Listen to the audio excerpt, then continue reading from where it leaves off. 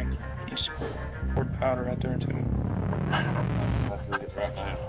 The cops are starting to find the whole scenario awfully suspicious. The odd story from Brandon, the puddles of blood in Aaron's room, the hundreds of dollars worth of cleaning supplies. It seems as though Brandon sensed the officer's suspicion arising as well, as when Aaron's room was being searched, he decided to do this. Welcome back. What's going on, YouTube? I'm saying welcome back to the channel. This is 21-year-old Brandon Reisner, standing alongside his two parents. For the last 6 hours, Brandon has been on the run from police after brutally killing his best friend. Oh, shit. You jumped the fence, headed back towards Collingwood.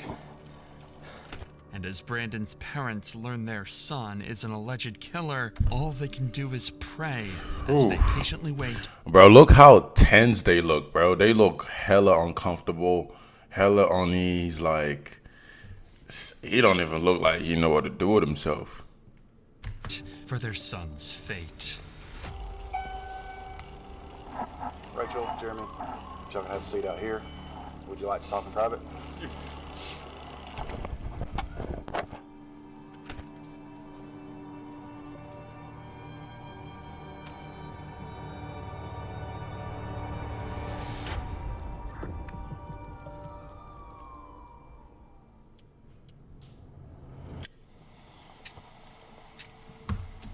On a cold November 2022, a ditched Toyota Prius will be discovered by officers in Rome, Georgia. There's nothing, that's what I was looking for. There's nothing. Why this car was ditched in the middle of a creek is something police were yet to figure out. Y'all don't think he's Excuse in there? me. No, I can't run there. Oh, okay. Son's name's Aaron Davis. Supposed to be coming to Rome to see some friends and going to Alabama to see his girlfriend. I don't think you made it there. Nah. I wonder where he's at. Why his car's down there. Crazy thing is, there's no acceleration. It's almost like it just Rode off in there or something. yeah. Did it go all the way up in park or something? Yeah, I mean, there's lights on like it's, but it ain't running. I rode over here to see what was going on. He was down there changing out the trash. A tow truck would eventually come and lift the vehicle out from the creek, and upon searching the license plate number, they would discover it belonged to 21-year-old Aaron Davis. Luckily, the town of Rome, Georgia is relatively small, and officers were already familiar with the name, so Lieutenant Sailors would give Aaron's father a call a few minutes later. Then I gotta go up to visit his girlfriend in Alabama after that. Okay. Yeah, can you see if you maybe can get a hold of him and check in with him, see where his car's supposed to be? So you just found the car abandoned there? Yeah, it's actually off in a little ditch. We're in the process of getting it out. I don't think there's anybody in it right now. Aaron's car being ditched is just as much of a mystery to his father as it is for the police. However, he did have some useful details he was able to give the lieutenant following this call. The night prior to this footage, Aaron went to visit his longtime friend, Brandon Reisner. The two had been friends since middle school, and their friendship continued all the way through college. Ooh, damn. This is chilling, bro. I ain't gonna lie to you. Aaron had just recently graduated from Brigham Young University, so his over 60-mile travel to visit Brandon was meant to celebrate the new start to adulthood. But ever since Aaron had left for Brandon's house, nobody had heard from him, and his phone would go straight to voicemail. All of these strange mysteries would lead Aaron's father to file a missing persons report, and an investigation to find Aaron would officially begin. First, and most obviously, police would give Brandon Reisner a call, as he was supposedly the last person to have been in contact with Aaron. Hey, I'm Lieutenant Sailors, police. You doing all right today? Yes, I am. I'm looking for my friend right now. Yeah, that's what I was calling about. You hadn't heard from him? I have not. I've tried calling him and it's just gone straight to voicemail. And I heard he was at Heritage Park, so that's where I'm at right now. So I'm gonna I'm looking around. Do you guys know where the car was? Yeah, it was in a ditch over there. When's the last time you saw Aaron? I saw him last night. About what time? Well, we started drinking around like 12, Uh-huh. noon. He started throwing up pretty bad. He told me to leave him alone. I guess I woke up around like 1 or 2 a.m. Uh-huh. And that's when I saw that his Yeah, Brody really took his time to come up with this story, you know what I'm saying? Because the way he just saying that shit, all the lies, it's just rolling off real smooth, you know what I'm saying? car was gone. All right. Well, if y'all hear from him, let us know, okay? Yeah, thank you for the help, sir. All right. Bye-bye. Brandon's story made complete sense, and he even claimed to be actively looking for Aaron at the time of the phone call, as any good friend would do. It seemed like Brandon was clearly the person they needed to speak to further in order to get to the bottom of Aaron's disappearance. So a few hours later, they showed up, unannounced, at Brandon's house to get more answers about what happened the night before, this time face to face. Hey, what's going on? I'm Officer Grant with the Rome Police Department. We're following up on all this. Can you walk me through what's going on? Just make sure we're all on the same page. We started drinking Yeah. around 12 yesterday. Yeah, it's you and Aaron, right? Yeah, me and Aaron. Okay. Anyone else with you guys? And went to the bars, and I had bought some red wine. Yeah. And came back here, started drinking red wine. He doesn't drink too often, so Yeah. he had gone upstairs and was just puking everywhere to the toilet. It was like standing up and puking for some reason. And I went downstairs and he told me that he doesn't need any help. I went downstairs, dropped a bottle, cut my pinky, and I went to the urgent care this morning, took a shower, went to bed, Okay. and then woke up 1 to 2 a.m. and his car was gone.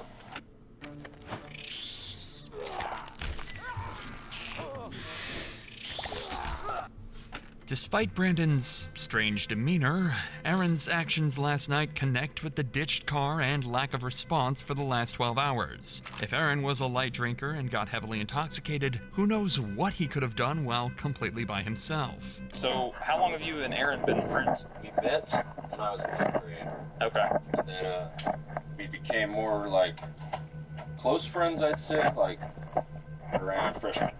We're still trying to find him. I don't know. You know, he may just be staying at a hotel, sleeping off whatever happened last night. Yeah. It doesn't necessarily mean he's in danger or anything like that. You have any problem with us checking inside the house? No problem at all? No ferocious iguanas or anything? You never know, man. People have all kinds of pets. The officer would search the house and find some interesting discoveries. I gotta say, the way this dude calmly, like, just giving them the details, not scared, heart not pounding, no nothing. This nigga's a serial killer, bro. I'm sorry, because how the fuck is you so perfectly calm after you just did what you just did, bro? The fuck going on, bro? He just ain't, he's not scared at all. Like, he's so calm about the whole shit. And he even gave him permission to go in the house and look, you know what I'm saying? Nobody who just indulge in no crazy ass shit like that is gonna, like, they're gonna be terrified. And he just, like, gives them permission to go in the house like, I don't have anything to hide, you know what I'm saying? He's just so confident, like, what the fuck?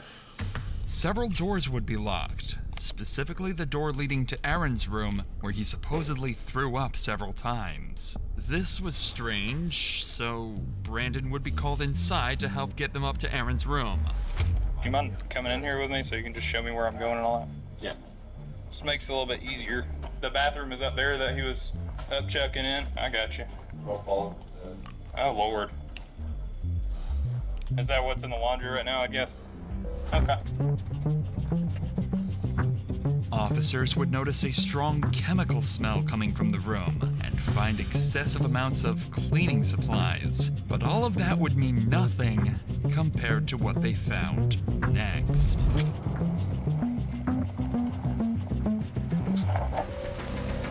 There's a significant amount of blood next to the bed, too. Decent. More than just vomit all the way over here.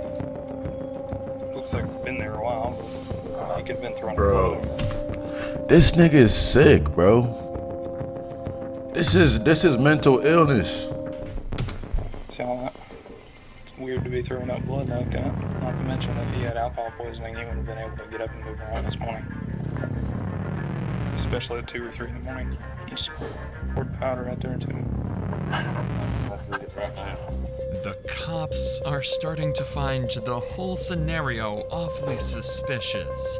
The odd story from Brandon, the puddles of blood in Aaron's room, the hundreds of dollars worth of cleaning supplies. It seems as though Brandon sensed the officer's suspicion arising as well, as when Aaron's room was being searched, he decided to do this.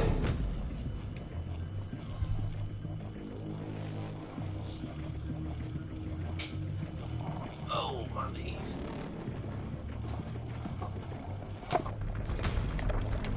Keep going. Oh shit. He knows. He knows that they know. They on your ass, boy. You know what I'm saying? He said, "Oh, my knees." Pew! Took off. You know what I'm saying? You not slick, boy. You not slick. They on your ass. You know what I'm saying? They about, man, you cooked. Your ass is grass, nigga. You know what I'm saying? Damn. He's fast as fuck too. Yo. That boy is moving, boy. He jumped the fence, headed back towards Collinwood.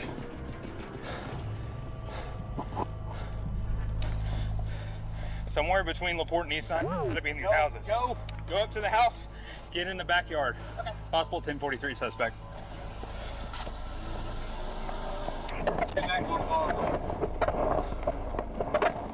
Run back towards 8. Give me more units. Unfortunately, officers lost sight of Brandon. He officially managed to escape the police, at least for now. Desperate for any leads that might aid in finding Brandon, police began going door to door around the neighborhood, questioning witnesses who might have caught a glimpse of where he had fled. During this effort, one officer encountered a neighbor who happened to be on a call with Brandon's father, Jeremy. Quickly, the officer Yeah, bro, you're not getting very far, bro. You know what I'm saying? You live in a really small town where everybody basically goddamn near know each other and shit. You know what I'm saying? You just committed this horrendous crime thinking you about to be free, bro. You cooked. Like, you know what I'm saying? Like, it's over with. took the phone to speak with him directly. Hey, sir, I'm Lieutenant Sailor from Police. Hi, I'm Jeremy Reisner, the homeowner, Yes, and my Brandon's father. Yeah, we're probably going to need to talk to Brandon. Do you know where he is? No, I thought he was still at home. Now, earlier we had told him maybe drive around the areas where they normally hang out and try to look for him, for Aaron. Okay, well, we'll keep trying to get hold of him. We're still about an hour away, working our way there. Even Jeremy was clueless regarding Brandon's whereabouts, and seemingly so was everyone else, as an entire hour would go by with Brandon nowhere to be found. Oh yeah, he gone. I am. Okay. This is Mom. So I realize you might not be able to answer this question. I don't know the answer, but I'll try. Is there suspicion that Brandon was involved in what, hurting Aaron or something? There's suspicion that something happened in the home. Beyond. I ain't gonna lie, bro. Brandon's dad look like some fucking badass fucking CIA or FBI investigator. Why he got on that trench coat looking thing, bro? Well, we don't know. They're lifelong friends. We called back after the boy's mom called us. We called back and said, when did you last see Aaron? He says, I guess he left during the night. And that's all we did. He went to look for him where the car was reported. Yes. The powers that be have our number? Yes, sir. Yes. Having this shit done to you though by your own best friend, that's a different kind of fucking betrayal. Like, that shit crazy, man. Yeah.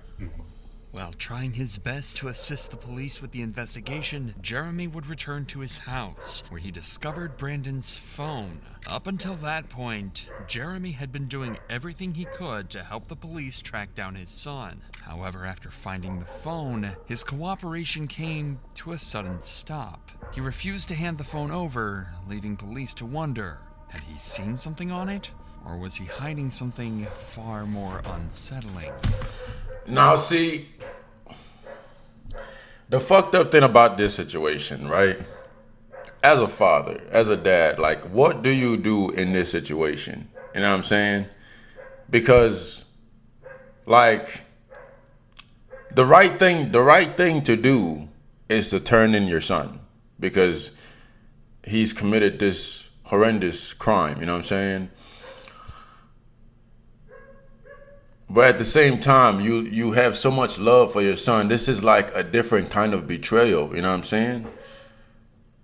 Because I'm sure any responsible father would do, they would have tried to like keep their son on a good path, you know what I'm saying? The path of doing the right thing.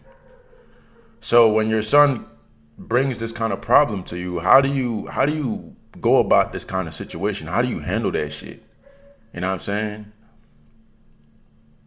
Because he's probably still trying to process why the fuck his son would even do some crazy ass shit like that.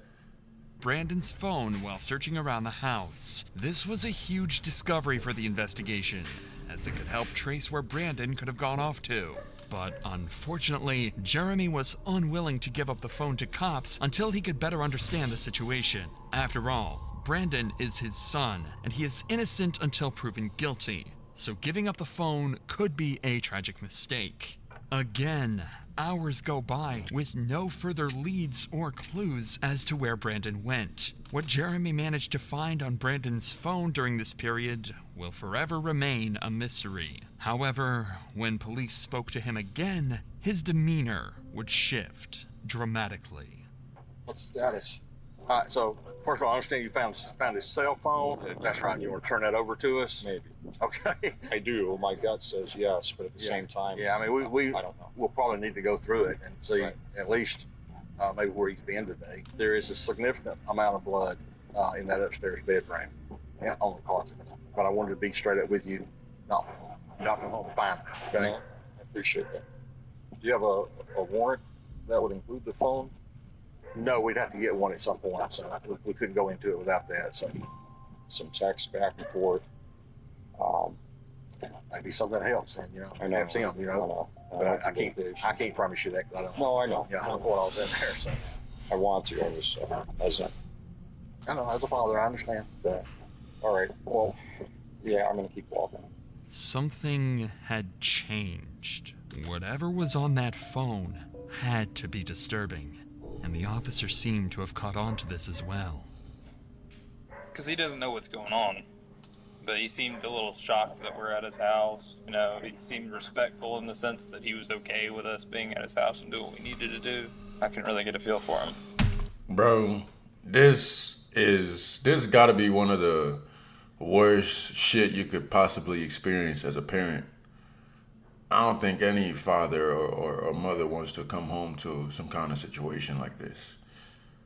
It's a very rough ass situation to be in. He may just be covering for his kid. He's gotta be. Him having the phone not being shattered tells me that his son handed it to him. So he found the phone, tells us that he found the phone, but doesn't want to give it to us without searching it. Text messages not there. Probably. He was telling Randy that there were texts there about him asking for if anyone had seen Aaron. I wonder if those texts were sent since we've been here, though. These officers were spot on with their theory. On the phone, Brandon would leave an array of horrifying notes, such as, his scream became a gargle as he swallowed his tongue. I like dark places where my mind melts. It feels so good and I feel so cool. My brain's a waterfall running out of my nose like drool. I can turn myself on in the blink of an eye. They notified me as the smartest man alive. Additionally, he would leave a to-do list following the murder of Aaron. 1. Schedule last 3 songs. This was in reference to his YouTube channel where he would post his music. 2. Vacuum. 3. Laundry. 4. Shower in my shower. 5. Take bath. Tomorrow. 1. Text Rachel that Aaron threw up horribly. I think there was some blood in it. 2. I woke up and he was gone. Whether or not these exact messages were what alarmed Jeremy. Bro, this nigga is sick. He was, not only did he just do this shit, but he was fantasizing about it too. What the fuck? Is unknown, but something on that phone made it clear to him that Brandon had killed Aaron. And just an hour later, Jeremy would call police, detailing that he was with Brandon and that he was willing to surrender and turn himself in. So 25 minutes later, Brandon and his parents would arrive at the station. You're with Brandon. Rachel? Jeremy. Thank you.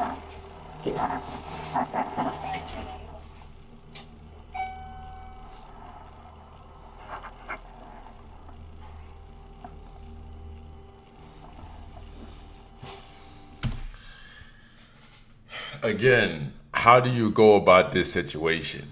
That's your son. That is your son. That is a young man that you spent probably the last 20 plus years putting in all this effort to raise. And he's done something so crazy and outrageous, and you would have never expected this shit in a million years.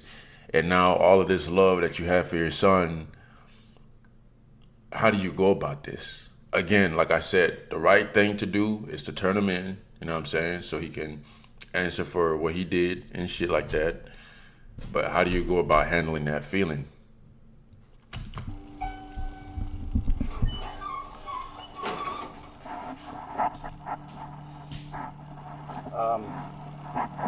Rachel, Jeremy, if y'all can have a seat out here, I'm gonna take him back there and we'll talk, man. Would you like to talk in private? You need to send somebody out to find the body. Okay. I'll be right back out with you, okay?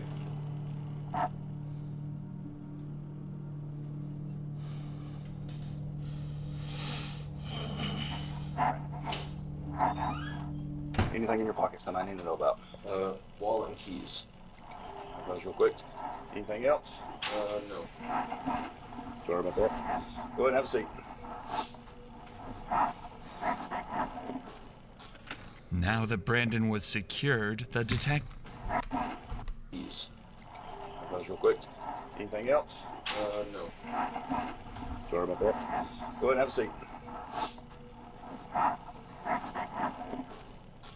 Now that Brandon was secured, the detective would sit him down to try and get a basic confession or any information that might ease the path to conviction.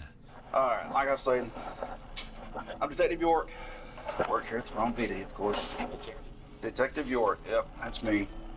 So before we get started, got some paperwork you gotta fill out. The detective would start the interview by getting Brandon's basic information and contact addresses. So I'm gonna read you some stuff before we get started, okay? You have the right to remain silent. You have the right to talk to a lawyer for advice before you are asked questions and have him with you during questioning. I would like a lawyer. You would like a lawyer, okay? All right, sit tight for just a minute. Brandon was smart. He knows nothing he says in the interrogation room will go on to help him in court, so he decides to keep his mouth shut.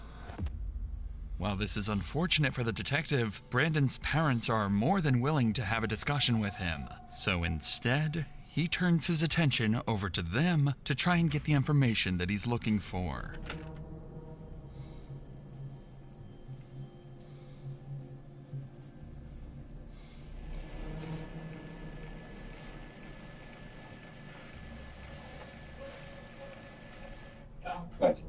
Thank you.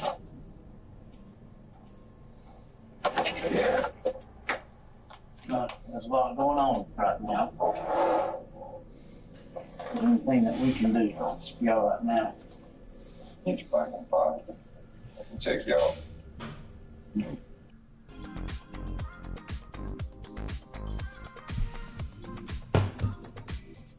Monday.com. the opposite of any work platform we tried in the past. We tried other work management platforms, not. Try to show you. I can try to show you. You can try to show us The general area, yeah. Okay. There's an old cemetery up the hill. You turn left. Something like Trendle. Okay. We can show you all that. This statement from Jeremy was crucial information to track down Aaron's body. But as valuable as this information is, the detective recognized the importance of capitalizing on the opportunity to gather as much from Jeremy as possible while he remained cooperative. With this in mind, he shifted his focus to delving deeper into Brandon's personal life before turning to search for the body. Brandon, we brought him home from college because he was having anxiety attacks, he was having suicidal thoughts, he was having visions. Brought him home to make him safe. I get his medications right. Got a call from Brandon this morning at 9 or 10. He was asking about one thing out. Vomiting. So they had a drink. He didn't want Dad finding out that he was vomiting upstairs in the carpet. That's all we heard. Then an hour or two goes by. And boy's mom calls us. Or I called Brandon back on the meeting after getting murder. So, do you know where Aaron is? He says, no. Together around 5. And we were told that Aaron had run away. Ran from the police. Aaron's body is luckily there. He's mentally unstable. He has Tourette's since he was a kid, diagnosed as a kid. And with that comes OCD, and people say they have OCD all the time. They don't understand. And so they live with that. This raises the possibility that his actions may have been influenced by mental instability. However, it's important to consider the context. Jeremy's statements could be an attempt to have Brandon plead insanity in court. Therefore, it's essential to approach these claims with a grain of salt, as they may not fully reflect the reality of the situation. Regardless, police now had an approximate location of where Aaron's body should be, so all hands went on deck to search the cemetery Jeremy had described. Aaron was found buried in the cemetery, behind a secluded area in the back of the property. Even worse was that his body was wrapped inside the very sheets he slept on in Brandon's house. The speculation had come to an end. Brandon Reisner was a cold-blooded murderer. Right after this discovery, Brandon was placed under arrest for the murder of Aaron Davis and transported to the local prison. But the cops found his behavior very unconventional.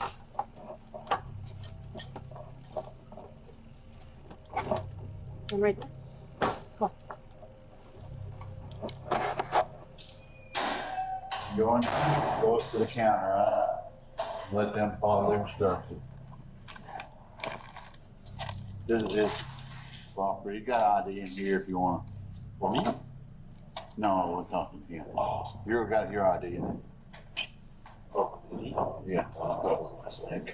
Officers stated that Brandon remained eerily calm while being transported and seemed completely unfazed by the entire situation. And while Brandon had been successfully... Oh, nah, trust me, bro. When he gets behind them walls and niggas get to throwing them two-piece combos, oh, nah, trust me, he gonna be phased, all right? You know what I'm saying? When you having to rumble every day, every night, you know what I'm saying? Having to stay up all night because niggas know his rumble time, he gonna be phased, I promise you. Captured, and the case had seemingly came to a successful conclusion, officers had one tragic duty to complete before the end of the day. Break the news to Aaron's parents that their son had been murdered. Any questions here? I don't know a whole lot because I'm not been here doing all the research. Be specifics. Bro, this some crazy ass shit from your best friend though. Like this is crazy. You know what I'm saying? Like it's fucking damn, bro. That's a different kind of betrayal.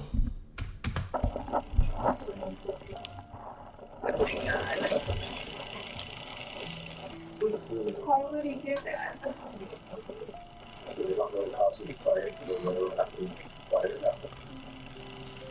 Why you do that? We need my son. The family needs him. Oh my God. Aaron was a recent college graduate and a good kid with a bright future ahead of him. His sudden death is nothing short of an evil, horrifying act on Brandon's behalf, and justice had to be served for Aaron's and his family's sake. That justice would come inside the courtroom. On July 18th, 2024, Brandon was left with little to no defense for his crimes, and his plea to claim mental insanity was quickly ruled out. And I have come to the conclusion that justice requires that Mr. Reisner be sentenced on count 1 to imprisonment for life without parole. And that's what I'm going to do. He was sentenced to life in prison without the possibility of parole. This is the same person? Boy, ah, shit. Boy, your ass must have been going through it in that bitch, huh? Well, guys, I hope you enjoyed the video, you know what I'm saying? If you're new to the channel, be sure to subscribe. I will be uploading every week. Make sure y'all go follow me on my other socials, like my Instagram and my Twitch. And I'll catch y'all on the next one. Peace.